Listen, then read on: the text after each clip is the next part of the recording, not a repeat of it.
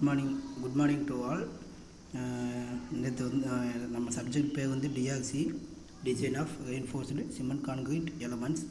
நேற்று சப்ஜெக்டோட இன்ட்ரடக்ஷன் கொடுத்துருப்பேன். 5 யூனிட் இன்ட்ரடக்ஷனும் ஃபஸ்ட்டே உனக்கு ஜென்ரல் இன்ட்ரடக்ஷனுக்கு நான் கொடுத்துருப்பேன்.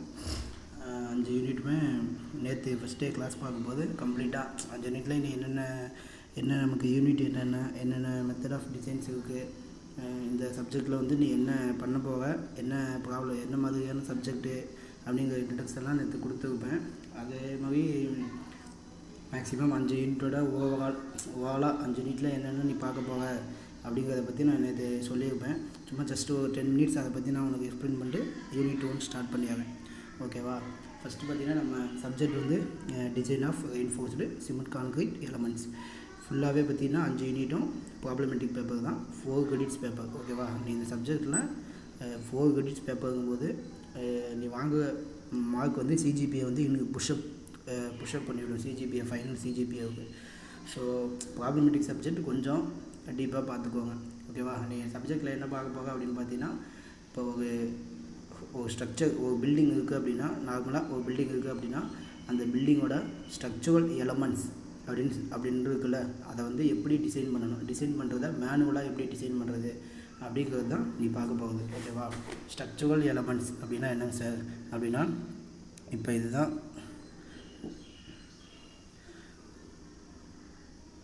ஒரு பில்டிங் இருக்குது அப்படின்னா இது வந்து ரூஃப் பர்சன் சும்மா எடுத்துக்கோ. இது வந்து கிரவுண்ட் லெவலாக எடுத்துக்கோ. இந்த இதில் வந்து இது வந்து ஸ்டெப்பு, படிக்கட்டுன்னு சொல்லுவாங்க. இது வந்து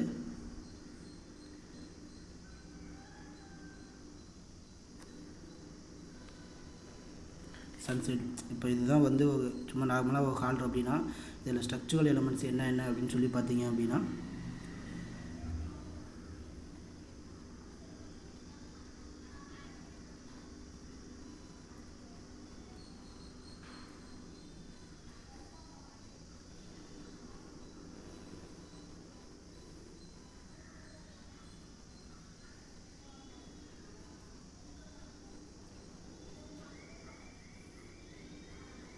இதுதான் ஒரு பில்டிங் அப்படின்னா இதை ஒரு போர்ஷனாக எடுத்துக்கோ. இப்போ இதில் ஸ்ட்ரக்சுரல் எலமெண்ட்ஸ் ஸ்ட்ரக்சுரல் எலமெண்ட்ஸ் அப்படின்னா என்ன அப்படின்னா, ரெயின்ஃபோர்ஸ்டு சிமெண்ட் கான்கிரீட் போட்டு நீ மேக் பண்ணுற பற்றியா, அதுதான் ஸ்ட்ரக்சுரல் எலமெண்ட்ஸ். என்ன மேக் பண்ணுற ரெயின்ஃபோர்ஸ்டு சிமெண்ட் கான்கிரீட்னா, இப்போ வந்து ஒரு ரெக்டாங்குலர் பீம் இருக்குது அப்படின்னா, இதுதான் பீம் அப்படின்னா இந்த பீமில் எறும்பு கார்டு ப்ரொவைட் பண்ணுறது தெரியுமா, அதுதான் ரெயின்ஃபோர்ஸ்டுன்னு சொல்லுவாங்க. அதுக்கு பேர் தான் ரெயின்ஃபோர்ஸ்டு. கான்கிரீட்டில் மொத்தம் 2 டைப்ஸ் ஆஃப் கான்கிரீட் இருக்குது. கான்கிரீட்டில் மொத்தம் 2 டைப்ஸ் ஆஃப் கான்கிரீட் இருக்குது. ஓகேவா? ஒன்று ரெயின்ஃபோர்ஸ்டு சிமெண்ட் கான்கிரீட், இன்னொன்று பிளைன் சிமெண்ட் கான்கிரீட். நீ யூஸ் பண்ணுறது reinforced cement concrete. Plain cement கான்கிரீட்டுங்கிறது மேக்ஸிமம் எங்கேயும் யூஸ் பண்ண மாட்டாங்க. இந்த ஃப்ளோர் போடுறாங்க தெரியுமா, இங்கே மட்டும்தான் 1.5 ஜல்லி போடுவாங்களே, அந்த இடத்துல கம்பி கட்டாமல் போடுவாங்க. அது மட்டும்தான் பிசிசி மேக்ஸிமம். இது வந்து ரூஃப். ஓகேவா? இது வந்து சன்செட் கான்கிரீட்டு. இதுக்கு மேலே வரக்கூடிய இந்த பெர்சன்ட் ரூஃபு. இது வந்து இந்த பேராப்பட்ட வால், மாடிப்படி போனதுக்கு மேலே போர்ஷன்ஸ் இருக்குல்ல, மேற்கோவைன்னு சொல்லுவாங்களே, அதுதான் இது. ஓகேவா? இப்போ வந்து ரெயின்ஃபோர்ஸ்டு சிமெண்ட் கான்கிரீட்னா ரெயின்ஃபோர்ஸ்மெண்ட் யூஸ் பண்ணி எங்கெங்கெல்லாம் கான்கிரீட் போடுறாங்களோ அதுதான் ரெயின்ஃபோர்ஸ்மெண்ட் சிமெண்ட் கான்கிரீட் அப்படின்னு சொல்லுவாங்க. இப்போ ஒரு பில்டிங்கோட ஸ்ட்ரக்சுரல் எலமெண்ட்ஸ்னால் என்னது, இந்த இடத்துல கம்பி கட்டி கான்கிரீட் போடுவாங்களா, 1. ஓகேவா? இது ஒன்றா. இதுக்கு பேர் என்னது, ஃபூட்டிங். இதுக்கு பேர் ஃபூட்டிங். நெக்ஸ்ட்டு வேறு என்னது, பீம். இந்த இடத்துல ஒரு பீம் போகுமா, ஃபவுண்டேஷன் போட்டதுக்கப்புறம் கருங்கல் வச்சு அதுக்கு மேலே ஒரு பீம் போடுவாங்களா, பிளிந்த் பீம்னு சொல்லுவாங்களா, இது ஒரு போர்ஷனா, செகண்டு. இது என்னது, கான்கிரீட் மேக் பண்ணி போடுவாங்களா, இது 1, செகண்டு. நெக்ஸ்ட்டு இது வந்து பீம். நெக்ஸ்ட்டு இந்த போர்ஷன் காலம்னு ஒன்று போடுவாங்க தெரியுமா, இந்த போர்ஷன் இதிலே கான்கிரீட் ஃபில் பண்ணுவாங்களா. இதை நீ 2D வியூவில் இருக்குது. 3D வியூவில் பார்த்தீங்கன்னா 3D வியூவில் பார்த்தா அப்படின்னா இந்த இடத்துல 3D வியூவில் பார்த்தா அப்படின்னா இந்த இடத்துல கான்கிரீட் மேக் பண்ணுவியா, அப்போ இது காலம். நெக்ஸ்ட்டு ரூஃபில் என்ன போடுவாங்க, கான்கிரீட் தானே போடுவாங்க, ஸ்லாப்னு சொல்லுவாங்க, ரூஃப் ஸ்லாப். இது 4. 1 2 3 4. இன்னொன்று என்னது, ஸ்டேர் கேஸ் டிசைன் பண்ணுறாங்களே, ஸ்டேர் கேஸ் சும்மா ஜென்ரலாக ஸ்டேர் கேஸ் டிசைன் பண்ணுறது இப்படி ஒன்று போட்டு இதுக்கு மேலே தானே ஸ்டெப்ஸ் போடுவாங்க. அப்போ இது கான்கிரீட் தானே பெயிண்ட் பண்ணுவாங்க. அப்போ இது ஒரு போர்ஷனா 5. ஓகே, அவ்வளோதான். இதெல்லாம் டிசைன் பண்ணணும். ஒரு பில்டிங்கோட ஸ்ட்ரக்சரல் எலமெண்ட்ஸ் அப்படின்னா என்ன அப்படின்னா, concrete reinforced cement concrete use பண்ணி நீ எங்கெல்லாம் வந்து ஒரு ஸ்ட்ரக்சரை டிசைன் பண்ண இப்போ ஒரு ஸ்ட்ரக்சரை வந்து மேக் பண்ணுறியோ அதுதான் வந்து ஸ்ட்ரக்சரல் எலிமெண்ட்ஸ். அப்போ ஸ்ட்ரக்சரல் எலிமெண்ட்ஸ் என்னென்னது? Beam, column, roof slab, footing, staircase. இது எல்லாத்தையும் டிசைன் பண்ணுறது தான் design of reinforced cement concrete. அவ்வளோதான், முடிஞ்சு போச்சா? ஸ்ட்ரக்சரல் எலிமெண்ட்ஸை எப்படின்னு டிசைன் பண்ணுறோம், அதுக்கு பேர் தான் design of reinforced cement concrete. அவ்வளோதான், ஓகேவா? இப்போ இதை டிசைன் பண்ணணும்னா என்ன பண்ணணும், என்னென்ன மெத்தடில் டிசைன் பண்ணணும் அப்படிங்கிறத இப்போ நீ சப்ஜெக்டில் பார்க்க போக, ஓகேவா? இப்போ நார்மலாக வந்து ஒரு ஸ்ட்ரக்சரை வந்து மேனுவலாக டிசைன் பண்ணணும் அப்படின்னா டாப் டு பாட்டம் தான் டிசைன் பண்ணணும். இப்போ நார்மலாக வந்து நீ ஆட்டோ கேடில் டயக்ராம் வரையும் போது ஃபஸ்ட்டு ஃபூட்டிங் வரைவேன், அப்புறம் அப்படியே கீழேருந்து மேலே போவேன். இந்த போர்ஷனில் டயக்ராம் வரைவேன், கீழேருந்து மேலே டயக்ராம் வரைவேன். ஆனால் நீ மேனுவலாக டிசைன் பண்ணணும் அப்படிங்கும்போது என்ன பண்ணணும், மேலேருந்து தான் கீழே டிசைன் பண்ணணும். என்ன ரீசன்னால சார் மேலேருந்து கீழே டிசைன் பண்ணுற அப்படின்னா, நீ எடுத்தது ஃபவுண்டேஷனை வந்து எப்படின்னு டிசைன் பண்ணிட்ட அப்படின்னா மேலே எவ்வளோ லோடு கொடுக்க போகணும்னு நமக்கு தெரியாது. எடுத்தது ஃபவுண்டேஷன் டிசைன் பண்ணிட்டுனா ஜென்ரலாக ஒரு லோடை வச்சு ஃபவுண்டேஷனை டிசைன் பண்ணிடுவேன். அப்போ மேலே ஹெவி லோடு நீ போக நம்ம என்ன சப்போஸ் ஒரு ஃப்ளோவுக்கு வீடு கட்டுறேன்னு நினச்சி நீ ஃபவுண்டேஷன் டிசைன் பண்ணி கட்டிட்டேன். 2 ஃப்ளோவாக ஆகும்போது எக்ஸ்ட்ராவாக கட்டுற அப்படிங்கும்போது ஃபவுண்டேஷன் தாங்குமா? தாங்காது. மண்ணோட கண்டிஷன் கரெக்டாக இருந்தால் தாங்கும், இல்லைன்னா தாங்காது, ஓகேவா? அப்போ நீ என்ன பண்ணணும், டிசைன் பண்ணும்போது மேனுவலாக மேலேருந்து தான் கீழே வரணும். ஃபஸ்ட்டு ஸ்லாபு, பீமு, காலம், ஸ்டேர் கேஸு இதெல்லாம் டிசைன் பண்ணிட்டு லாஸ்ட்டாக ஃபவுண்டேஷன். ஏன்னா இதோட லோடெல்லாம் தெரிஞ்சால் தான் அதுக்கேற்ற மாதிரி ஃபவுண்டேஷன் எவ்வளோ கெப்பாசிட்டி கொடுக்கணும், எவ்வளோ லோடு கொடுக்கணுங்கிறத உன்னால் கண்டுபிடிக்க முடியும். ஸோ டாப் டு பாட்டம் வந்ததுன்னா மேனுவல் டிசைன், கீழேருந்து மேலே போனோம்னா அது வந்து ஆட்டோ கேட் வரைகிறது அந்த மாதிரி இருக்குது, கீழேருந்து மேலே வரையணும். அவ்வளோதான். 5 யூனிட்டில் நீ பார்க்க வேண்டியது இதுதான், ஓகேவா? ரெயின்ஃபோர்ஸ்டு சிமெண்ட் கான்கிரீட்னா ரெயின்ஃபோர்ஸ்மெண்ட் யூஸ் பண்ணி கான்கிரீட்டை டிசைன் மேக் பண்ணுறதுக்குமா அதை வந்து எப்படி பண்ணுறாங்க அப்படிங்கிறத மேனுவலாக கால்குலேட் பண்ணுறது தான் இந்த சப்ஜெக்டோட ஃபுல் யூனிட்ஸ், ஓகேவா? இப்போ ஃபஸ்ட் யூனிட்டில் என்ன பார்க்க போக அப்படின்னா methods of design of concrete structure. அதாவது ஃபஸ்ட் யூனிட்டில் என்ன பார்க்க போக அப்படின்னா ஒரு பீமை எப்படி டிசைன் பண்ணுவாங்க அப்படிங்கிறது தான் ஃபஸ்ட் யூனிட், ஓகேவா? பீம்னா என்னது? பீம் அப்படின்னா என்னது? ஹரிசாண்டல் மெம்பர், அவ்வளோதான். ஒரே ஒரு டெக்னிக்கல் வேர்டு. இப்போ பீம்னா என்ன சார் அப்படின்னு கேட்கும்போது, பீம்னா படுத்து கான்கிரீட் வந்து படுக்க வச்சுருந்தா பீமு அப்படின்னு நீ வந்து ஒரு லோக்கல் பாஷையில் சொல்லக்கூடாது, அப்படிங்க புரியுதா? இப்போ நீ ஒரு சிவில் இன்ஜினியர் அப்படிங்கும்போது ஒரு இன்ஜினியர் பாயிண்ட் ஆஃப் வியூலேருந்து சொல்லும்போது பீம் அப்படின்னா beam is the horizontal concrete member, அவ்வளோதான், ஓகேவா? ஒரு ஸ்ட்ரக்சரு ஹரிசாண்டல் மெம்பராக கான்கிரீட்டில் மேக் பண்ணுற அப்படின்னா அதுக்கு பேர் தான் பீம். அதே வெர்டிக்கல் மெம்பராக மேக் பண்ணுற அப்படின்னா அதுக்கு பேர் காலம், அவ்வளோதான். அதாவது தமிழில் சொல்லணும் அப்படின்னா படுக்க வச்சுருந்தா பீமு, நிற்க வச்சுருந்தா காலம் அப்படிங்கிற மாதிரி சும்மா உனக்கு புதிய லோக்கல் பாஷையில் சொல்லணும்னா அப்படி சொல்லுவாங்க, ஓகேவா? நீ சொல்லும்போது beam is one of the horizontal structural member, ஓகேவா? நெக்ஸ்ட்டு அதில் ஃபஸ்ட் யூனிட்டில் நீ என்னென்ன மெத்தட் ஃபஸ்ட் யூனிட் ஜென்ரலாக ஃபஸ்ட் யூனிட்டில் பார்க்கும்போது ஒரு கான்கிரீட்டை டிசைன் பண்ணுறதுக்கு என்னென்ன வகையான மெத்தட் இருக்குது அப்படின்னு பார்த்தீங்கன்னா, ஒன்று எலாஸ்டிக் மெத்தடு, இன்னொன்று அல்டிமேட் லோட் மெத்தடு, இன்னொன்று லிமிட் ஸ்டேட் மெத்தடு. இப்போ அல்டிமேட் லோட் மெத்தடுங்கிறது ஓல்டன் டேஸில் யூஸ் பண்ணது, மீன்ஸ் WSMன்னு சொல்லுவாங்க, ஒர்க்கிங் ஸ்ட்ரெஸ் மெத்தட். அது வந்து பார்த்திங்கன்னா ரொம்ப ஏர்லி ஸ்டேஜில் கான்கிரீட் மேனுவலாக டிசைன் பண்ண ஆரம்பித்தாங்க பார்த்தீங்களா. அப்போ வந்து ஒரு ஓல்டன் டேஸ் ரொம்ப ஓல்டான ஒரு டேஸ் இதில் ஆரம்ப காலகட்டங்களில் யூஸ் பண்ணுறது அல்டிமேட் லோட் மெத்தட், அதாவது ஒர்க்கிங் ஸ்ட்ரெஸ் மெத்தட்னு ஒன்று யூஸ் பண்ணியிருப்பாங்க. இப்போ கரண்ட்டில் வந்து லிமிட் ஸ்டேட் மெத்தட் தான் எல்லாமே யூஸ் பண்ணுறாங்க. இப்போ நம்ம சப்ஜெக்டில் பார்க்க அப்படிங்கும்போது மேக்ஸிமம் பார்த்திங்கன்னா ஃபஸ்ட் யூனிட்டில் ஒரு ஃபஸ்ட் ஆஃப் மட்டும் ஒர்க்கிங் ஸ்ட்ரெஸ் மெத்தடில் சால்வ் பண்ணியிருப்பாங்க. அதுக்கப்புறம் பேலன்ஸ் 4.5 யூனிட்ஸ் வந்து லிமிட் ஸ்டேட் மெத்தட் தான். ஒர்க்கிங் ஸ்ட்ரெஸ்க்கு லிமிட் என்னென்னா ஒர்க்கிங் ஸ்ட்ரெஸ் மெத்தடில் டிசைன் பண்ணும்போது வரக்கூடிய ஒரு சில ட்ராபேக்கெல்லாம் வந்து ஓவர் கம் பண்ணுறதுக்காக தான் லிமிட் ஸ்டேட் மெத்தடுங்க ஒன்று கண்டுபிடிச்சாங்க. லிமிட் ஸ்டேட் மெத்தடில் பார்த்திங்கன்னா மேக்ஸிமம் நிறையா ஐஎஸ் இந்தியன் ஸ்டாண்டர்டாக சில வேல்யூஸ்லாம் வேல்யூஸ் ஃபார்முலாஸ்லாம் அவங்களே வந்து கால்குலேட் பண்ணி வச்சுருப்பாங்க, ஓகேவா? அதை எடுத்து அதுக்குள்ளே நம்மளோட இப்போ மேனுவலாக எப்படி டிசைன் பண்ணுறோம் அப்படிங்கிறத பார்க்குறது தான் லிமிட் ஸ்டேட் மெத்தடு, அவ்வளோதான், ஓகேவா? 3 டைப்ஸ் ஆஃப் மெத்தடு. ஃபஸ்ட்டு எடுத்ததும் ஃபஸ்ட் நீட்டில் பேசிக்ஸாக இந்த 2 மெத்தட் தான் நீ பார்ப்பேன். 2 மெத்தட் மீன்ஸ் இந்த 2 பீமை எப்படி டிசைன் பண்ண போகும் அப்படிங்கிறது தான் பார்ப்பேன், ஓகேவா? ஒன்று வந்து சிங்கிள் ரெயின்ஃபோர்ஸ்டு பீம், இன்னொன்று டபுள்யூ ரெயின்ஃபோர்ஸ்டு பீம், அவ்வளோதான். இந்த 2 தான் நீ பார்க்க போக. பார்த்துக்கோ, ஜூம் பண்ணி காமிக்கிறேன். விசிபிளாக இருக்கா அப்படிங்கிறத செக் பண்ணிக்கோங்க. ஓகேவா? விசிபிளாக இல்லை அப்படின்னா கமெண்ட் பாக்ஸில் கமெண்ட் பண்ணு. அப்படி இல்லைனாக்கா வீடியோவை உன்னோட ஆடியோவை அன்மியூட் பண்ணி விசிபிளாக இல்லைங்க சார் அப்படின்னு சொல்லி தெளிவாக சொல்லு எனக்கு. ஓகேவா? நீ சொன்னினா தான் எனக்கு தெரியும் உனக்கு புரியுதா புரியலையா, இல்லை விசிபிளாக இருக்கா இல்லையாங்கிறத என்னால் அண்டர்ஸ்டாண்ட் பண்ணிக்க முடியும். ஓகேவா? இப்போ first single reinforced section. Single reinforced section அப்படின்னா என்ன அப்படின்னு பார்த்தோன்னா, ஒரு கான்கிரீட், ஒரு ரெக்டாங்குலர் கான்கிரீட்டில் டென்ஷன் ஜோனில் மட்டும் ரெயின்ஃபோர்ஸ்மெண்ட்டை ப்ரொவைட் பண்ணுறாங்க அப்படின்னா அது வந்து சிங்கிள் ரெயின்ஃபோர்ஸ்டு பீம். இப்போ இந்த டயக்ராம் பார்க்க, ஃபஸ்ட் டயக்ராமில் இந்த போர்ஷன்ஸ் இருக்குதுமா, இந்த போர்ஷன்ஸ் இருக்குல்ல, இதெல்லாம் கான்கிரீட். ஓகேவா? இதுக்குள்ளே தான் இந்த 3 கம்பி. இதை வந்து ஒரு 3D டயக்ராமாக அசீவ் பண்ணு. இந்த மாதிரி போட்டுக்கோ. ஒரு 3D டயக்ராமாக அசீவ் பண்ணனா இதை சுற்றி கான்கிரீட்டு, இதுக்குள்ளே இரும்பு கம்பி 4 கம்பி போகுது.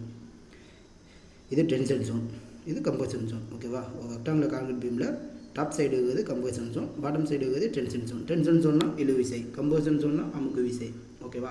அப்போ மேலே லோடு அமுக்கும், கீழே இழுக்கும். ஓகேவா? எப்படி சொல்கிறதுனா, இப்போ இது வந்து ஒரு பீமாக எடுத்துக்கோ, இதை இந்த போர்ஷன் எடுத்துக்கோ. இப்போ இங்கே கொடுத்தா அப்படின்னா அமுகுதா, அப்போயே இந்த போர்ஷனில் பார்க்கும்போது நீ இழுக்குமா, அதுதான். ஓகேவா? அப்போ இது வந்து டாப் போர்ஷன் வந்து கம்ப்ரஷன் ஜோன், பாட்டம் ஜோன் வந்து டென்ஷன் ஜோன். இப்போ டென்ஷன் ஜோனில் மட்டும் ரெயின்ஃபோர்ஸ்மெண்ட் பண்ணுற, ஓகேவா? டென்ஷன் ஜோனில் மட்டும் ரெயின்ஃபோர்ஸ்மெண்ட்டை பண்ணுற அப்படின்னா அது வந்து single reinforced beam. Doubly reinforced பீம்னா என்னது, அதில் வேர்ட்லேயே மீனிங் இருக்கும். சிங்கிள் ரெயின்ஃபோர்ஸ்னால் ஒரு சைடு மட்டும், டபுள்யூ ரெயின்ஃபோர்ஸ்னால் 2 சைடு ரெயின்ஃபோர்ஸ்மெண்ட் பண்ண அப்படின்னா அது டபுள்யூ ரெயின்ஃபோர்ஸ்டு பீம். ஓகேவா?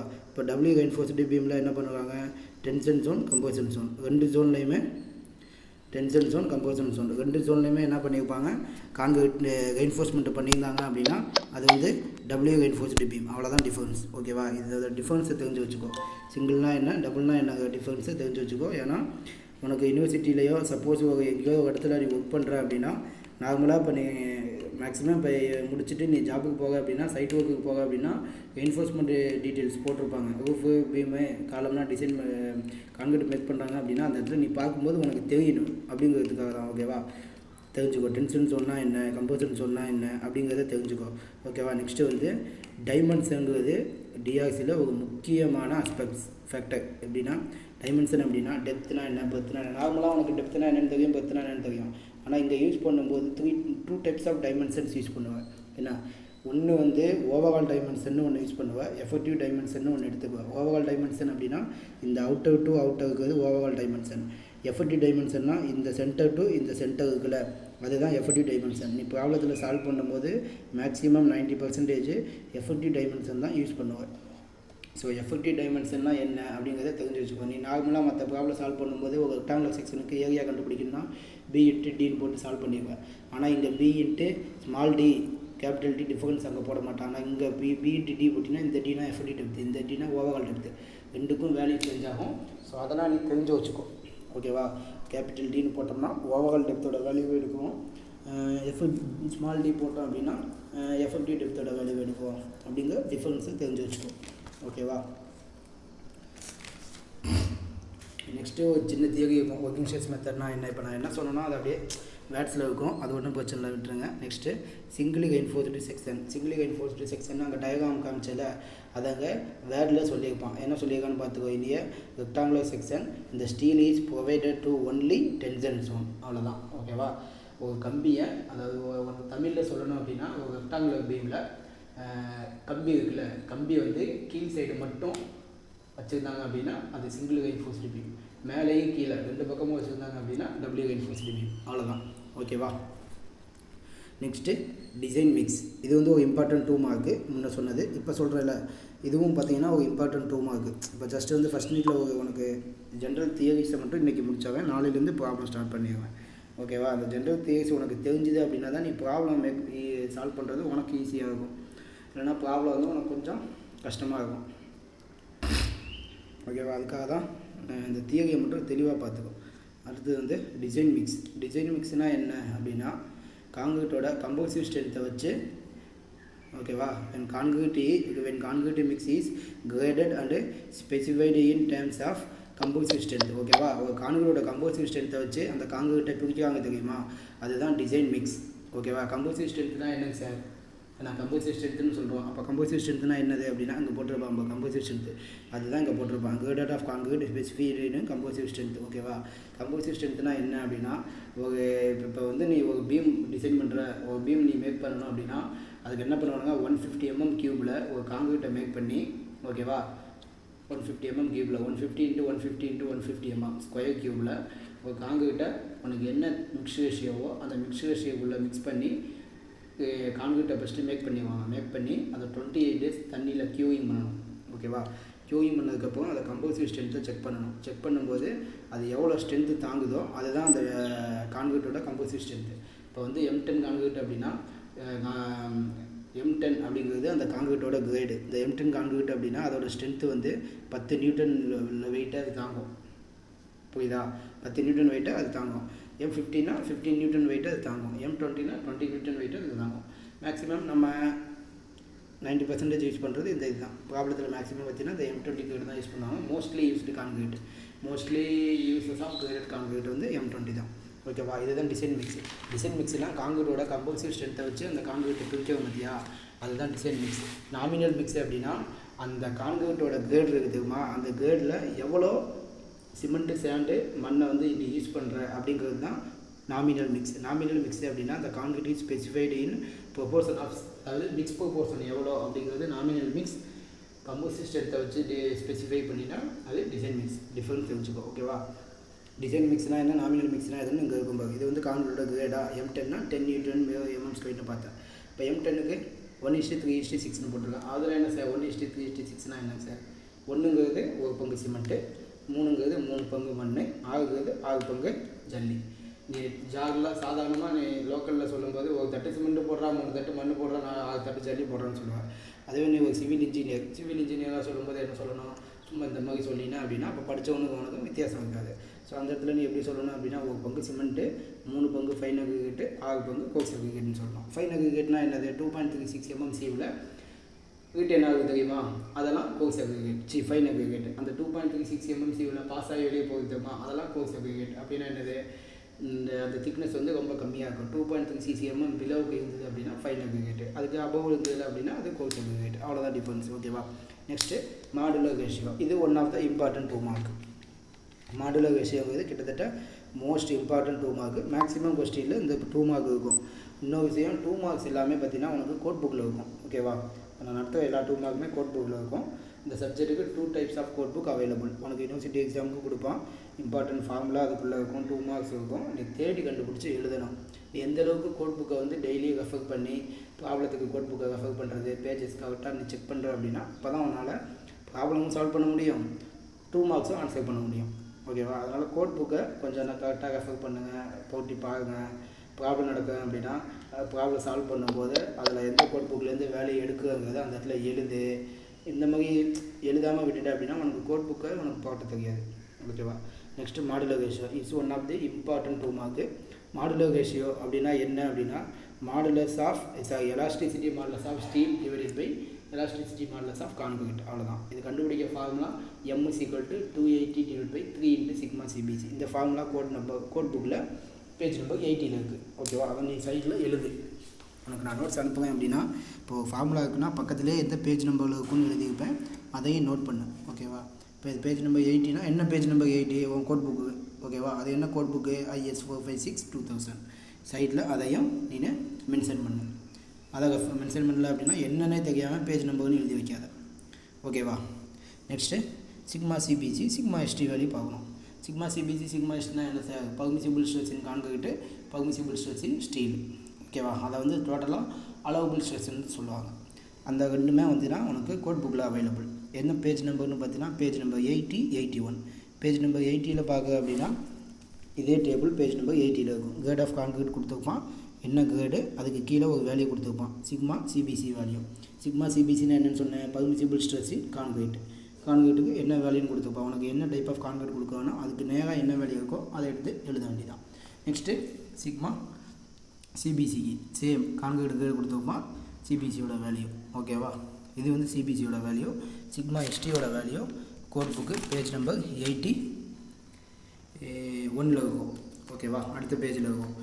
என்ன நம்பர் ஆஃப் பாகு அதுக்கு என்ன, அதாவது இது வந்து ஸ்டீல் கான்கிரீட் கேர்டை வச்சு பார்க்குறது. அது வந்து ஸ்டீல் கேர்டு. ஸ்டீல் கேர்டுனா என்னது, என்ன டைப் ஆஃப் ஸ்டீல் கேர்டில் இப்போ அவைலபிள்னா FE415 FE500 இந்த ரெண்டும் இப்போதைக்கு அவைலபிள். ஓகேவா, அதில் நம்ம யூஸ் பண்ணுறது FE415 தான் யூஸ் பண்ணுவோம். ஓகேவா. Next modular ratio. Modular ratio கண்டுபிடிக்க ஃபார்முலா என்ன சொன்னால் 280/3 × சிக்மா CBC.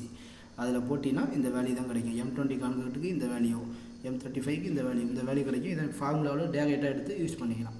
ஓகேங்களா. Next design procedure. ஓகேவா, ஒரு ப்ராப்ளம் டிசைன் பண்ணுற அப்படின்னா அதுக்கு டிசைன் ப்ரொசீஜருங்கிறது ரொம்ப முக்கியம். இன்னொன்று, இந்த சப்ஜெக்ட்டுக்கு உனக்கு வந்து ரிசல்ட்டு கிடையாது அப்படின்னா, இப்போ ஒரு ப்ராப்ளம் நீ நார்மலாக ஸ்ட்ரென்த் ஆஃப் மெட்டீரியலில் போடுற அப்படின்னா பெண்டிங் மூமெண்ட்டுக்கு இதான் வேல்யூன்னு ஒரு ஆன்சர் இருக்குது. இப்போ பாயிண்ட் லோடு கொடுத்துட்டு ஒரு லோடு எப்படி சொல்கிறது, ஒரு பீம் கொடுத்துட்டு அந்த பீமில் 2 பாயிண்ட் லோடு ஆக்ட் ஆகுது அப்படின்னா அந்த 2 பாயிண்ட் லோடு எங்கே ஆக்ட் ஆகுதோ அதை பொறுத்து பெண்டிங் மூமெண்ட் வேல்யூவை நீ கண்டுபிடிப்பேன். பெண்டிங் மூமெண்ட் வேல்யூனா இந்த வேல்யூ தான் உனக்கு தெரியும். ஓகேவா, அதை விட ரொம்பலாம் வந்து உனக்கு சேஞ்ச் ஆகாது, பெருசாலாம் டிஃப்ரென்ஸ் ஆகாது. ஆனால் இந்த சப்ஜெக்டை பொறுத்த வரைக்கும் ரிசல்ட்டில் பெருசாக உனக்கு நான் செக் பண்ண மாட்டாங்க. ஓகேவா, இந்த சப்ஜெக்டை பொறுத்த வரைக்கும் பெருசாக உனக்கு ரிசல்ட்டு செக் பண்ண மாட்டாங்க. பட் என்ன அப்படின்னா இந்த ரேஞ்சுக்குள்ளே வேல்யூஸ் வரணும். ஒரு பீம்னா 300 mm 200 mm இருக்குன்னா 300 mm 200 mm நீ டிசைன் பண்ணணும். நீ ஓனாக டிசைன் பண்ணுறது தான். நீ என்ன வேல்யூ எடுத்து என்ன எஃபெக்டிவ் கவர் எடுத்து டிசைன் பண்ணுறியோ அதை பொறுத்து உனக்கு ஆன்சர் சேஞ்ச் ஆகும். எல்லாத்துக்கும் ஒரே மாதிரியான ஆன்சர் வராது. ஸோ நீ டிசைன் பண்ணுறது கரெக்டாக டிசைன் பண்ணு. ஃபஸ்ட்டு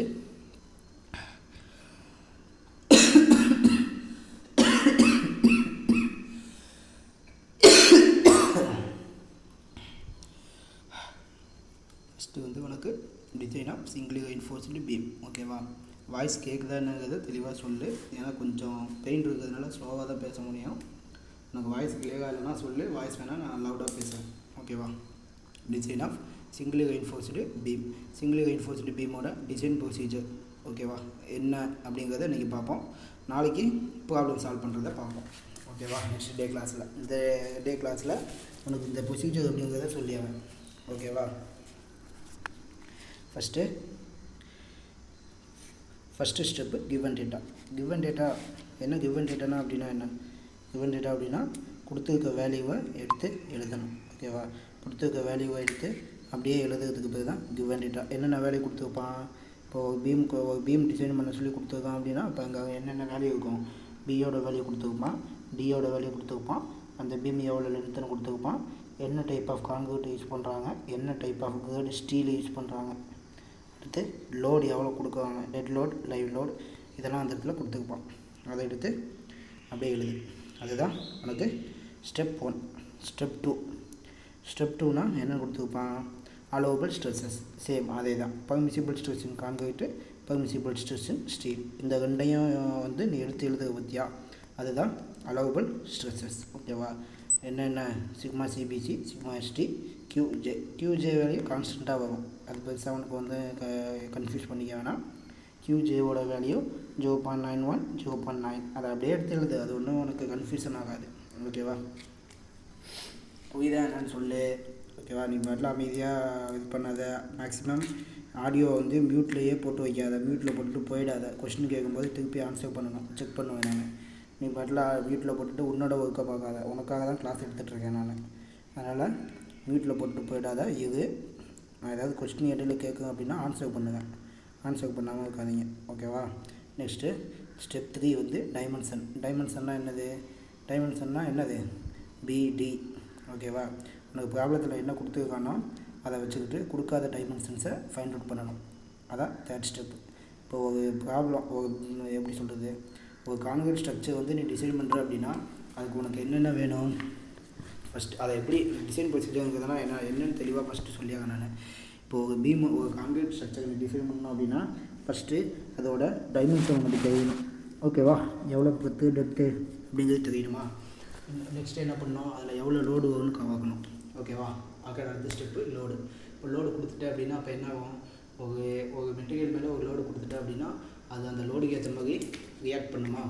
அடுத்த ஸ்டெப்பில் அதை கண்டுபிடிக்கணும், பெண்டிங் மூமெண்ட்டு, சேவ் ஃபோர்ஸ். அதுக்கு அடுத்த ஸ்டெப்பில் நீ கண்டுபிடிச்ச டிசைனை கரெக்டாக ஓகேவா செக் பண்ணணும். செக்பா எஃபெக்டிவ் டெப்த் போட்டுட்டேன் அப்படின்னா அடுத்து ஏரியா கண்டுபிடிக்கணும். ஏரியா ஆஃப் ரெயின்ஃபோர்ஸ்மெண்ட் அப்படின்னா எவ்வளோ ஏரியாவுக்கு கம்பி ப்ரொவைட் பண்ண போக அப்படிங்கிறது கண்டுபிடிக்கணும். அதை கண்டுபிடிச்சதுக்கப்புறம் என்ன பண்ணணும், எவ்வளோ கம்பி யூஸ் பண்ணுற, எவ்வளோ எம்எம் யூஸ் பண்ணுற, எத்தனை நம்பர் கம்பி எவ்வளோ எம்எம்மில் யூஸ் பண்ணுற, முடிச்சிட்டியா? அடுத்து ஸ்டிகப்ஸ்னால் என்னது, கம்பி கட்டி காங்கிரீட் போடுறாங்களே அதில் அந்த கம்பியோட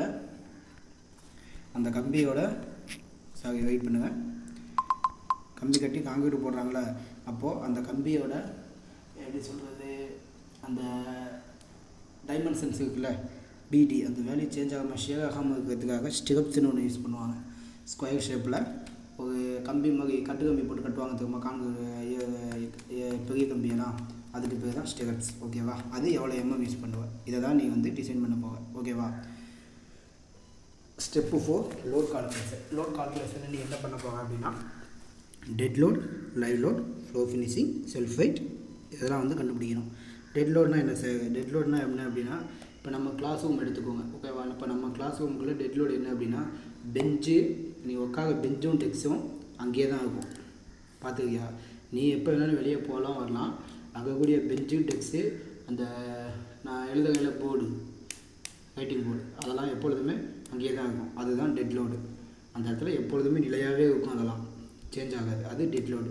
லைவ் லோடு அப்படின்னா, இப்போ ஃபஸ்ட் ஹவரில் ஒரு 30 பேர் ப்ரெசென்ட் ஆகிருக்கு, செகண்ட் ஹவரில் ஒரு 5 பேர் பிரேக் முடிச்சுட்டு வெளியே போயிட்டு வரத்துக்கு ஒரு 5 பேர் லேட்டாக தான் வரேன். அப்போ எத்தனை பேர் இருப்பேன், 25 பேர் இருப்பேன். அப்போ என்ன ஆகும், அந்த இடத்துல 30 பேர் ஃபஸ்ட் ஹவரில் 30 பேர் இந்த வெயிட்டு அங்கே கரெக்ட் ஆகும், செகண்ட் ஹவரில் 25 பேரோட வெயிட்டு தான் கரெக்ட் ஆகும். அதுதான் லைவ் லோடு. ஓகேவா? அந்த டைமில் அங்கே என்ன லோடு ஆக்ட் ஆகுதோ லைவ் லோடு. ஃப்ளோ ஃபினிஷிங்னா என்ன அப்படின்னா, ஒரு காங்கிரீட்டை மேக் பண்ணுறேன் அப்படின்னா அப்படியே விட்டுற மாட்டேன், அதுக்கு மேலே பிளாஸ்டரிங்னு ஒன்று பண்ணுவேன், அப்படி இல்லைனா டைல்ஸ் பதிக்கிறது, அந்த மாதிரி ஒரு ஒர்க் நடக்குமா, ஃபினிஷிங் ஒர்க்கு, அதுதான் ஃப்ளோ ஃபினிஷிங். அடுத்தது செல்ஃப் வெயிட்டு. செல்ஃப் வெயிட்னா என்னது, சொந்த எடை. இப்போ நம்ம இருக்கோம் அப்படின்னா நம்ம கை காலுக்கு தனித்தனியாக ஒரு ஓன் வெயிட் இருக்குதுமா, கை இவ்வளோ கிலோ, கால் இவ்வளோ கிலோ, அந்த மாதிரி காங்கிரீட்டுக்குன்னு ஒரு செல்ஃப் வெயிட் இருக்குது, அது கண்டுபிடிக்கணும். செல்ஃப் வெயிட்டுக்கு என்ன ஃபார்முலா, செல்ஃப் வெயிட்டுக்கு என்ன ஃபார்முலா, இப்போ ஒரு ரெக்டாங்குலர் பீம் இருக்குது அப்படின்னா அதோட ஏரியா என்னது, B/D, அவ்வளோதான். அதே தான். பிரெத்து எவ்வளோ, டெப்த் எவ்வளோ. டெப்த்துங்கிறது நீ என்ன யூஸ் பண்ணணும் அப்படின்னா, ஓவரால் டெப்த்துன்னு ஒன்று இருக்கும் தெரியுமா, அதை தான் யூஸ் பண்ணணும். எஃப்டி டெப்த்தை யூஸ் பண்ணக்கூடாது. எதனால் அப்படின்னா, இப்போ நம்மளோட சொந்த வெயிட்டு என்னங்கும்போது கையோட வெயிட்டை மட்டும் தனியாக எடுக்கக்கூடாது, ஃபுல் உடம்போட வெயிட்டு தான் சொந்த வெயிட்டுன்னு சொல்லுவாங்க. அப்படி பார்க்கும்போது கான்கிரீட்டோட ஓவரால் டெப்த்தை போட்டு லோடை கால்குலேட் பண்ணணும். லோடை கால்குலேட் பண்ணிவிட்டேன். அப்போ அடுத்து என்ன பண்ணணும், லோடு கொடுத்ததுக்கப்புறம் ரியாக்ட் ஆகுமா, அப்போ என்ன பண்ணணும், நெக்ஸ்ட்டு பெண்டிங் மூமெண்ட் கண்டுபிடிக்கணும். பெண்டிங் மூமெண்ட் கண்டுபிடிக்க என்ன ஃபார்முலான்னு பார்த்தீங்கன்னா, WL²/8 சிம்பிளி சப்போர்ட்டடுக்கு. ஓகேவா? மேக்ஸிமம் சிம்பிளி சப்போர்ட்டட் தான் யூஸ் பண்ணுவேன். ஸோ சிம்பிளி சப்போர்ட்டடுக்கு பெண்டிங் மூமெண்ட் கண்டுபிடிக்க ஃபார்முலா WL²/2. Wங்கிறது லோடு, டோட்டல் லோடு, Lங்கிறது எஃபெக்டிவ் ஸ்பேனு டிவைடட் பை 8. ஓகேவா? நெக்ஸ்ட் CF4க்கு என்ன ஃபார்முலா, WL/2. Wங்கிறது ஆக்சுவலாக அதே தான், லோடு இன்ட்டு டிஸ்டன்ஸ், வேலை முடிஞ்சு போச்சு. ஓகேவா? Next check for effective depth. Check for effective டெப்த்னா, நீ ஃபஸ்ட்டு டிசைன் பண்ண ஸ்டெப்பை எஃபெக்டிவ் டெப்த்தை செக் பண்ணுற. ஓகேவா? செக் ஃபார் எஃபெக்டிவ் டெப்த்துக்கு ஃபார்முலா M/QB.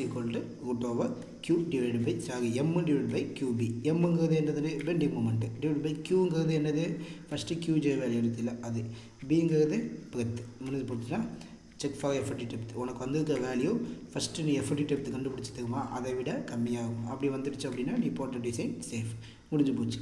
நெக்ஸ்ட்டு ரெயின்ஃபோர்ஸ்மெண்ட்னா என்னது, AST கண்டுபிடிக்கணும். AST கண்டுபிடிக்க ஃபார்முலா M/σST AST × D. ஓகேவா? எம்னா என்னது, மொமெண்ட்டு, σST பர்மிசிபிள் ஸ்ட்ரெஸ் இன் ஸ்டீலு. ஓகேவா? AST வேல்யூ நமக்கு தெரியும், டியோட வேல்யூ எஃபெக்டிவ் டெப்த். இதை போட்டால் அப்படின்னா ஃபைனலாக ஒரு AST வேல்யூ நமக்கு கிடைக்கும். AST வேல்யூ தெரிஞ்சதுக்கப்புறம் என்ன பண்ணணும், τV τC கண்டுபிடிக்கணும். τV τCங்கிறது shear stresses. ஓகேவா? τV கண்டுபிடிக்க ஃபார்முலா VU/BD.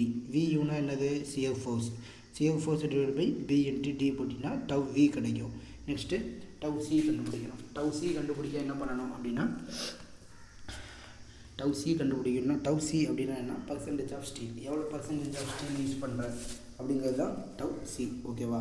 τC கண்டுபிடிக்க formula 100 AST/BD, page number 84 IS 456 இருக்கும். ஓகேவா? அப்போ அதில் τC கண்டுபிடிக்க PT வேல்யூ கண்டுபிடிப்பேன். அந்த PT வேல்யூவை வச்சு IS 456 ஒரு டேபிள் இருக்கும், டேபிள் நம்பர் 23. அதில் என்ன கிரேட் ஆஃப் கான்கிரீட் கொடுத்துருக்கானோ அதுக்கேற்ற மாதிரி வேல்யூவை எடுத்துக்கணும். ப்ராப்ளம் சால்வ் பண்ணும்போது அதை நான் எப்படி கொஞ்சம் நிமிஷம் ப்ராப்ளம் சால்வ் பண்ணும்போது உனக்கு நான் அந்த வேல்யூ எப்படி எடுக்கணுங்கிறத சொல்லித்தரேன். ஓகேவா? அவ்வளோதான் முடிஞ்சுது, ப்ராப்ளம் முடிஞ்சுது. நெக்ஸ்ட்டு லாஸ்ட் ஸ்டெப்பு ஸ்பேஸிங்னால் அந்த கட்டு கம்பி போட்டு கட்டுவாங்கன்னு சொன்னேன்ல ஸ்கொயர் ஷேப்பில், அது எவ்வளோன்னு பார்க்கணும். அதோட ஸ்பேஸிங் கண்டுபிடிக்கணும். மேக்ஸிமம் அதோட ஸ்பேஸிங் 150 to 300 mm அந்த ரேஞ்சுக்குள்ளே தான் ஆகும். ஓகேவா? முடிஞ்சது. இதுதான் டிசைன் ப்ரொசீஜர். இப்போ எஃப்டி டெப்த்துன்னு ஒன்று சொன்னேன்ல, அது எப்படி சார் கண்டுபிடிக்கணும் அப்படின்னா அதுக்கு தான் இந்த ஃபார்முலா. ஓகேவா? எஃப்டி டெப்த்து கண்டுபிடிக்க ஃபார்முலா ஸ்பேன் பை 10. ஸ்பேன் அப்படின்னா என்னது?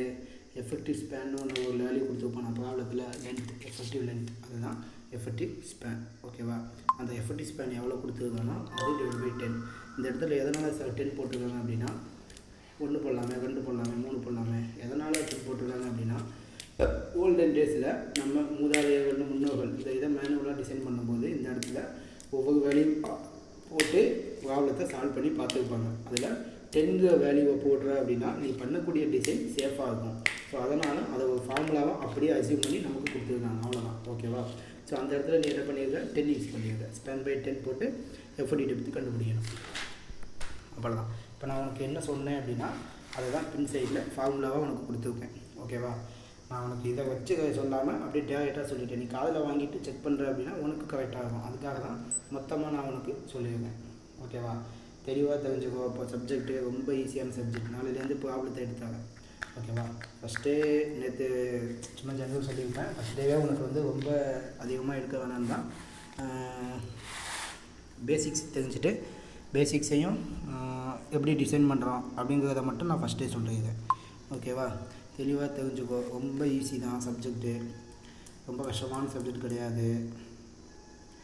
ஓகேவா? அதே மாதிரி நான் உனக்கு நாளைக்கு என்ன கிளாஸ் எடுக்க போவேன் அப்படிங்கிறத முதல் நாளே நோட்ஸ் கொடுத்துருவேன். ஏன்னா இது வந்து ஆன்லைன் கிளாஸ் போகுது அப்படிங்கிறதுனால உன்கிட்ட நோட்ஸ் இல்லைன்னா படிக்கிறது உனக்கு கஷ்டமாகும். அதனால் நான் என்ன பண்ணுறேன், முன்னாடியே உனக்கு இப்போ நாளைக்கு என்ன கிளாஸ் எடுக்க போவேன் அப்படிங்கிறத நான் உனக்கு முன்னாடியே நோட்ஸாக கொடுத்தேன். ஓகேவா? நீ என்ன பண்ண, இப்போ நான் முன்னாடியே நோட்ஸ் கொடுக்குறேன் அப்படின்னா அந்த நோட்ஸை எழுதிக்கும். எழுதாமல் நான் கொடுக்கக்கூடிய நோட்ஸை முன்னாடியே எழுதிட்டு கிளாஸுக்கு வா. நீ இப்போ எழுதாமல் கிளாஸுக்கு வந்து டெய்லியும் நான் உனக்கு ஸ்கேன் பண்ணி அனுப்புகிறேன் அப்படின்னா நீ அதை எதுக்காக நான் உன்னை எழுதி எடுத்துகிட்டு வா அப்படின்னு சொல்கிறேன் அப்படின்னா நீ எழுதாமல் அங்கே வந்து நின்றுட்டு நான் சொல்கிறத சும்மா காதில் வாங்கிட்டு போக அப்படின்னா ஒரு பிரயோஜனமே கிடையாது. இப்போ நான் சொல்கிறத காதில் வாங்கினீங்கன்னா தியரி சப்ஜெக்ட்னா சரி ரைட்டு நான் ஒரு கதையாக சொல்கிறேன், சரி ரைட்டா கதையாக சொல்கிறேன், அதை நீ ஒரு கதையாக உன்னோட மைண்டில் ஸ்டோர் பண்ணி வச்சுக்க அப்படின்னா திரும்பி உனக்கு எக்ஸாமுக்கும் சம்டைம் இப்போ நீ எடுத்து பார்க்க அப்படின்னா நான் சொன்ன ஸ்டோரி உனக்கு ஞாபகம் இருக்கும். அதை வச்சு நீ தியரி எழுதலாம். பட் ப்ராப்ளமேட்டிக் பேப்பர் உன்னால் அப்படி பண்ண முடியாது. ப்ராப்ளமேட்டிக் பேப்பரை பொறுத்த வரைக்கும் நீ தெளிவாக தெரிஞ்சு வச்சுருந்தா மட்டும்தான் அந்த ப்ராப்ளத்தை சால்வ் பண்ண முடியும். அப்போ நீ என்ன பண்ணணும், முன்னாடியே நான் நாளைக்கு என்ன எடுக்க போகிறேங்கிறது நான் இன்றைக்கி உனக்கு அனுப்புவேன் அப்படின்னா நீ என்ன பண்ணு,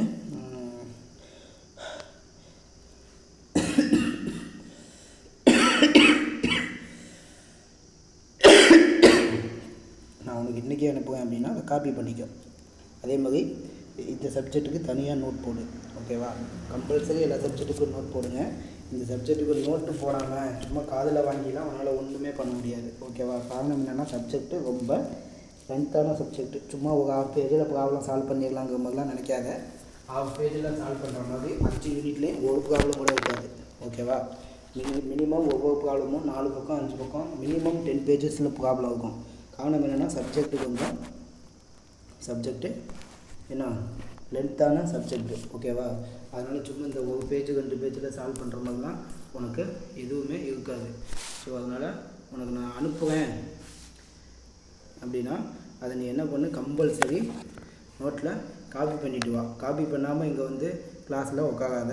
காப்பி பண்ணாமல் வந்து உட்காந்து அப்படின்னா உனக்கு ஒரு பிரயோஜனமும் கிடையாது. நீ காப்பி பண்ணிவிட்டு வந்து உட்காந்தீங்கன்னா தான் நான் எக்ஸ்பிளைன் பண்ணும்போது சரி என்ன எக்ஸ்பிளைன் பண்ணுறேன் அப்படிங்கிறதாவது உனக்கு தெரியும். இப்போ நான் எக்ஸ்பிளைன் பண்ண நீ ப்ராப்ளத்தை பார்த்துட்டே வந்தீங்கன்னா தான் சரி ஏதோ டவுட் இருக்குது, சரி இந்த விஷயம் புரியல, இதை திரும்பி ரிப்பீட்டடாக சொல்லுங்கள், இல்லை நீங்கள் காமிக்கிறது எனக்கு விசிபிளாக இல்லை, சம்திங் என்ன ட்ராபேக் இருக்கோ உடனே எனக்கு கமெண்ட் பாக்ஸில் கமெண்ட் பண்ணு. இல்லைங்க சார் கமெண்ட் பண்ணுற டைம் இல்லை டைப் பண்ணணும் அப்படின்னு நினச்சின்னா அப்படியே உன்னோட ஆடியோவை அன்மியூட் பண்ணி திருப்பி சொல்லி எனக்கு இதை இந்த மாதிரி சொல்லுங்கள் சார், இதை கொஞ்சம் ஸ்லோவாக சொல்லுங்கள், இதை கொஞ்சம் டீட்டெயில்டாக சொல்லுங்கள் அப்படிங்கிறத சொல்லி அதுக்கேற்ற மாதிரி நான் திருப்பி சேஞ்ச் பண்ணிக்குவேன். ஏன்னா நீ எதுவுமே சொல்லலை அப்படின்னா நான் பாட்டு எடுத்துகிட்டு போகிறதுல ஒரு பிரயோஜனமே கிடையாது. ஓகேவா? இப்போ இன்னும் கொஞ்சம் டைம் இருக்குது. ஒரு ப்ராப்ளம் உனக்கு அனுப்பியிருப்பேன்.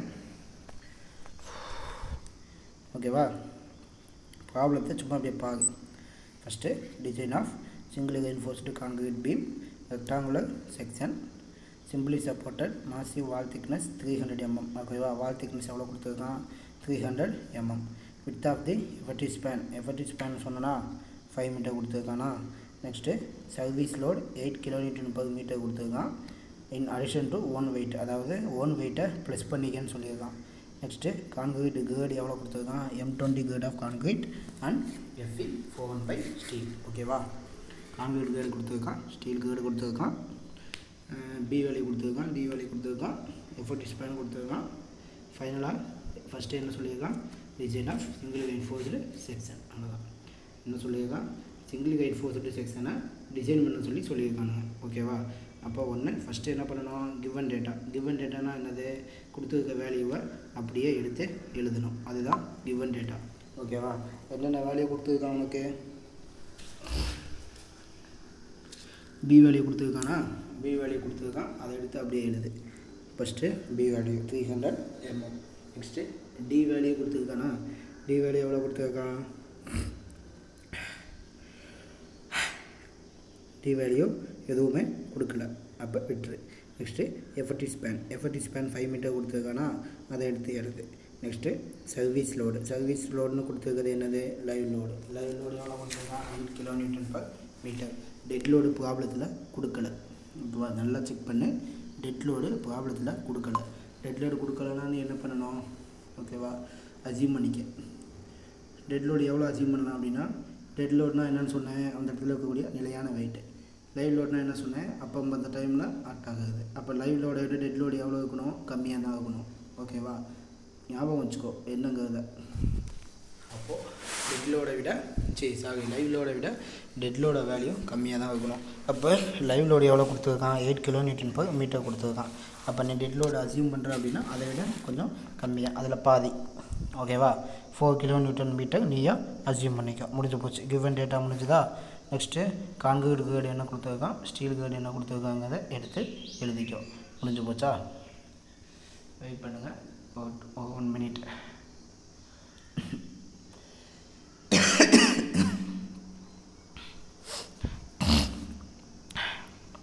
நெக்ஸ்ட்டு அலோவபிள் ஸ்ட்ரெஸ்ஸஸ் நான் என்ன சொன்னேன்? சிக்மா சிபிஜி, சிக்மா எஸ்டி, இந்த 2 வேல்யூ தான் அலோவபிள் ஸ்ட்ரெஸ்ஸஸ்ன்னு சொன்னால். சிக்மா எஸ்டினா என்ன? Permissible stress in steel. Sigma சிபிஜினா பர்மிசிபிள் ஸ்ட்ரெஸ் இன் கான்கிரீட். அந்த வேல்யூவை code number page number 80-81 code book IS 456 refer பண்ணுங்கள். ஓகேவா? உனக்கு நான் கோட் புக் அனுப்பியிருப்பேன், அப்படியே ரெஃபர் பண்ணி எடுத்து எழுத வேண்டியதான். பேஜ் நம்பரில் என்ன போட்டிருப்பான் அப்படின்னா, சிக்மா சிபிசி கான்கிரீட் கேர்டு. முன்னாடியே அந்த டேபிள் காமிச்சிருப்பேன் உனக்கு தியரி டீச் பண்ணும்போதே. அதே மாதிரி தான் இருக்கும். கான்கிரீட் கேர்டு என்னவோ அதை M10 M20 அப்படி போட்டிருப்பான். இந்த பக்கம் அதுக்கான வேல்யூ இருக்கும். M20க்கு நேராக என்ன வேல்யூ இருக்கோ அதை எடுத்து எழுது. அதே மாதிரி தான் ஸ்டீலு FE 415க்கு நேராக உனக்கு என்ன வேல்யூ இருக்கோ அதை அப்படியே எடுத்து எழுது. ஞாபகம் வச்சுக்கோ, வேல்யூவை மாற்றி எழுதாத. உனக்கு M20 FE 415 தான் ஸ்டாண்டர்டாக கொடுப்பான். அப்படிங்கும்போது மேக்ஸிமம் வேல்யூவில் கொடுப்பான். இன்னொன்று ஞாபகம் வச்சுக்கோங்க, இந்த M20 FE 415 ப்ராப்ளத்தில் கொடுக்கல. ஓகேவா? யூனிவர்சிட்டியில் நீ போக அப்படின்னா ப்ராப்ளத்தில் FE 415 M20 கொடுக்கல சார், அப்போ நான் என்ன சார் பண்ணட்டும் அப்படின்னா, ப்ராப்ளத்தில் கொடுக்கல அப்படின்னா நீயா அசியூம் பண்ணிக்கோ. ஓகேவா? என்ன கிரேடு வேணாலும் யூஸ் பண்ணலாம். நீ M20 FE 415 மேக்ஸிமம் ப்ராப்ளத்தில் சால்வ் பண்ணியிருப்போம், ஸ்டாண்டர்ட் கிரேடு. ஸோ நீ அதை யூஸ் பண்ணிக்க. அப்படி இல்லையா, ஒரு சில கொஸ்டின்ஸில் என்ன பண்ணியிருப்பான் அப்படின்னா, கொஸ்டினோட ஃப்ரண்ட் பேஜ் இருக்குல்ல, ஃப்ரண்ட் பேஜில் இந்த அண்ணா யூனிவர்சிட்டின்னு போட்டிருப்பாங்க, அதுக்கு கீழேயே என்ன பண்ணியிருப்பான், உன்னோட 2 மார்க்ஸ், அதாவது அதுக்கு கீழே 2 மார்க்ஸ் கொஸ்டின் இருக்குல்ல, அந்த பார்ட் A, அதுக்கும் மேலேயே all problems should be used on M20 and FE 415 கொடுத்துருவான். ப்ராப்ளத்தில் கொடுக்க மாட்டான், ஃப்ரண்ட் பேஜில் மொத்தமாக கொடுத்துருவான். அதாவது என்ன சொல்லியிருப்பான் அப்படின்னா, எல்லா ப்ராப்ளத்துக்குமே நீ M20 FE 415 யூஸ் பண்ணிக்கன்னு சொல்லிடுவான். கொஸ்டினை நல்லா படி, ஏன்னா நீ கொஸ்டினை படித்தா தான் ஆன்சரு உனக்கு தெரியும். படித்த அப்படின்னா அதிலே சொல்லியிருப்பான். எல்லா ப்ராப்ளத்துக்கும் யூஸ் பண்ணிக்கணும்னா அப்படியே நீ கண்ணை மூடிட்டு யூஸ் பண்ணிட்டு போக வேண்டியதான். ஓகேவா? சிக்மா சிபிசி சிக்மா எஸ்டி கண்டுபிடிக்கவா, Q வேல்யூ J வேல்யூ கண்டுபிடிக்கவா, அவ்வளோதான் முடிஞ்சது. நெக்ஸ்ட்டு பார்ட் வந்து உனக்கு நாளைக்கு கிளாஸில் நடத்துகிறேன். மொத்தமாக போனேன் அப்படின்னா இப்போது பாதி பெண்டிங் நிற்கும். இப்போது நெக்ஸ்ட்டு கிளாஸ் உங்களுக்கு நெக்ஸ்ட்டு கிளாஸ் நீ இப்போது அடுத்த கிளாஸ் இருக்குது, பாதியில் நின்றுது அப்படின்னா உனக்கு கன்ஃபியூஸ் ஆகும். இதுக்கப்புறம் இது வந்து சும்மா கிவ் அண்ட் டேட்டா. இதுதான் ப்ராப்ளம். இனிமேல் தான் ஸ்டார்ட் ஆகுது. உனக்கு ப்ராப்ளத்தை பாதியாக எடுக்காமல் பாதியாக எடுத்தேன்னா கன்ஃபியூஸ் பண்ணிக்குவேன். மொத்தமாக ஒரே கிளாஸில் எடுக்குவேன். ஓகேவா? ஃபுல் ப்ராப்ளமும் எடுக்க இப்போ டைம் இல்லை. அதனால் மீதி பேலன்ஸ் ப்ராப்ளத்தை நாளைக்கு எடுக்கும். ஏன்னா இப்போ எடுத்தேன் அப்படின்னா இன்கம்ப்ளீட்டாக நிற்கும். ப்ராப்ளம் பார்க்கும்போது உனக்கு கம்ப்ளீட்டாக ஒரு ப்ராப்ளத்தை ஃபுல்லாக பார்த்தீங்கன்னா தான் உனக்கு எதுவும் டவுட்னா கேட்க முடியும். பாதியாக பார்த்தா அப்படின்னா இப்போ பாதி அப்போ பாதி ஒரு யூஸுமே இல்லாமல் போயிடும். ஓகேவா? ஸோ இன்னும் 5 மினிட்ஸ் இருக்குது. 5 மினிட்ஸில் ஜென்ரலாக சொல்கிறேன். ஓகேவா? ஞாபகம் வச்சுக்கோ. ஃபஸ்ட்டு வந்து இப்போ இதை முடியுது. இப்போ வந்து டிசைன் ப்ரொசீஜர் பார்த்தா அதை வச்சு சொல்லு. அதை வச்சு யோசிச்சுப்பாரு. இப்போ வந்து அலோவபிள் ஸ்ட்ரெஸ் போட்டுட்டேன். அப்போ என்ன பண்ணணும், நெக்ஸ்ட் என்ன பண்ணணும், லோட் கண்டுபிடிக்கணும். அவ்வளோதான். லோட் கண்டுபிடிக்கவா, பெண்டிங் மூமெண்ட் கண்டுபிடிக்கவா, சியர் ஃபோர்ஸ் இதெல்லாம் போட்டோம் அப்படின்னா ப்ராப்ளம் ஃபினிஷ்டு. கம்பல்சரி திருப்பி சொல்கிறேன், நோட்டில் காப்பி பண்ணு. நோட்டில் காப்பி பண்ணாமல் சும்மா போயிட்டு படுத்துட்டு சரி ஆன்லைன் கிளாஸ் தானே நம்ம வீட்டில் இருக்கோம் தெரியாது அப்படிங்கிறதுக்காக சும்மா வந்து நிற்காத. அப்போ வந்து உனக்கு ஒன்றுமே புரியாது. ஓகேவா? நான் பாட்டில் சும்மா எடுத்துகிட்டு நீ பாட்டில் எதுவுமே காப்பி பண்ணாமல் வந்து நிற்கிற அப்படின்னா கடைசியில் உன்னால் ஒன்றுமே புரிஞ்சுக்க முடியாது. என்னன்னு தெரியாது. சப்ஜெக்ட் வந்து ப்ராப்ளமேட்டிக் சப்ஜெக்ட், தியரி சப்ஜெக்டாக இருந்தால் ஈஸியாக படிச்சுட்டு பாஸ் பண்ணிட்டு போயிடலாம். ப்ராப்ளமேட்டிக் பேப்பராக இருந்தால் ஈஸியாக படித்தோமா பாஸ் பண்ணோமா போனோமான்னு இருக்கலாம். Paper theory paper. ஓகேவா? நீ பாட்டில் சும்மா ஏதோ கடமைக்கு கிளாஸாக வந்தோமா காதில் கேட்டோமா போனோமான்னு இருக்காத. அப்படிலாம் போவதில் ஒரு பிரயோஜனமும் இல்லை. அதனால் டெய்லி அனுப்புகிற நோட்ஸை எழுதுனா மட்டும்தான் பாஸ் பண்ண முடியும். அதை ஞாபகம் வச்சுக்கோங்க. ஓகேவா? கம்பல்சரி டெய்லி அனுப்புறதை அப்படியே அப்டேட் பண்ணி காப்பி பண்ணிக்கிட்டே வா. இப்போ நான் இன்றைக்கி என்ன கிளாஸ் எடுக்கிறேங்கிறத முன்னாடியே உன்னோட வாட்ஸ்அப் குரூப்பில் போட்டுருவேன். ஓகேவா? நெக்ஸ்ட்டு கிளாஸ் எடுத்து முடித்ததும் அதே மெட்டீரியலை உன்னோட கிளாஸ் ரூம்குள்ளேயும் போடுவேன். நீ இங்கே மிஸ் பண்ணுற அப்படின்னா அங்கே செக் பண்ணு. ஓகேவா? சப்போஸ் இங்கே நீ ஃபைலை டவுன்லோட் பண்ண சார், டெலிட் பண்ணிட்டேன் சார் அப்படின்னா கிளாஸ் ரூம்குள்ளே போனீங்கன்னா இப்போ இன்றைக்கி நான் கிளாஸ் எடுக்கிறத நேற்றே உன்னோட வாட்ஸ்அப் குரூப்பில் போட்டு விட்ருவேன். திரும்பி இன்றைக்கி கிளாஸ் எடுத்து முடித்ததும் இன்றைக்கி என்ன டேட்டு, இன்றைக்கி 25 டேட் போட்டு கிளாஸ் ரூமில் அப்டேட் பண்ணி வைப்பேன். ஓகேவா? அதனால் செக் பண்ணு. இங்கே விட்டினா அங்கே போய் செக் பண்ணிக்கோ. அதே மாதிரி செக் பண்ணி இங்கே வாட்ஸ்அப்பில் நான் டெலிட் பண்ணிட்டேன்னா அதை பார்த்து எழுதாமல் இருக்காத. ஓகேவா? வேறு என்ன சொல்லணும், நல்லா நோட்ஸை ஒழுங்காக காப்பி பண்ணிவிட்டு வா. ஃபைனலாக எக்ஸாமுக்கு இதை வச்சு தான் நீ படித்தாகணும். ஏதோ கடமைக்கு வந்தோம் போனோன்னு இருந்துட்டு அதையே வச்சுட்டு உட்காந்துருக்காத. ப்ராப்ளம் வந்து உனக்கு இந்த பேப்பர் வந்து உனக்கு சிஜிபியை புஷ் பண்ணி விட்ற பேப்பர். இப்போ தியரி சப்ஜெக்ட்லாம் அந்த 3 கிரெடிட் தான் மார்க் கொடுப்பாங்க. இது 4 கிரெடிட் பேப்பர். ஓகேவா? அங்கே 80 மார்க் வாங்குறத இங்கே 70 மார்க் 60 மார்க் வாங்கினாலே அதே அளவு சிஜிபியை புஷ் பண்ணும் உனக்கு. அதனால் கிரெடிட்ஸ் அதிகமாக இருக்கிற பேப்பரை கான்சன்ட்ரேஷன் பண்ணி படிங்க. எதனால் அப்படின்னா அந்த கிரெடிட்ஸ் அதிகமாக இருக்கிற பேப்பரில் நீ கம்மியாக வாங்கினாலும் கிரெடிட்ஸில் உனக்கு பர்சன்டேஜ் புஷ் பண்ணும். சிஜிபிஏன்னு ஒன்று சொல்லுவாங்க தெரியுமா, அது புஷ் பண்ணிவிடும். இப்போ ப்ராப்ளமேட்டிக் பேப்பர்லாமா strength of material, structural analysis, M1 M2 M3, இந்த டிஆர்சி இதெல்லாம் வந்து ப்ராப்ளமேட்டிக் பேப்பருங்கும்போது உனக்கு பர்சன்டேஜ் புஷ் பண்ணிடும். ஓகேவா? அதான் பாஸ் பண்ணுறது ஈஸி. நீ தியரி பேப்பரை விட ப்ராப்ளமேட்டிக் பேப்பர் தான் ஈஸியாக பாஸ் பண்ணலாம். ஓகேவா? ரொம்ப ஈஸியாக அதுவும் இந்த சப்ஜெக்ட்டு ரொம்ப ஈஸி சப்ஜெக்ட் பாஸ் பண்ணுறதுல கஷ்டம்லாம் கிடையாது. ஓகேவா? அதனால் கவலைப்படாத. டெய்லியும் காப்பி பண்ணிவிட்டு வா. நீ காப்பி பண்ணால் தான் நான் எக்ஸ்பிளைன் பண்ணுறது உனக்கு என்ன ஏதுன்னு புரியும். அதை வச்சு நீ படிக்கலாம். ஓகேவா? சரி பாருங்கள், நாளைக்கு மீதி பேலன்ஸ் ப்ராப்ளத்தை நடத்துகிறேன். ஓகேவா? பாய். காப்பி பண்ணிவிட்டு வா நாளைக்கு வரும்போது எல்லோரும். ஓகேவா?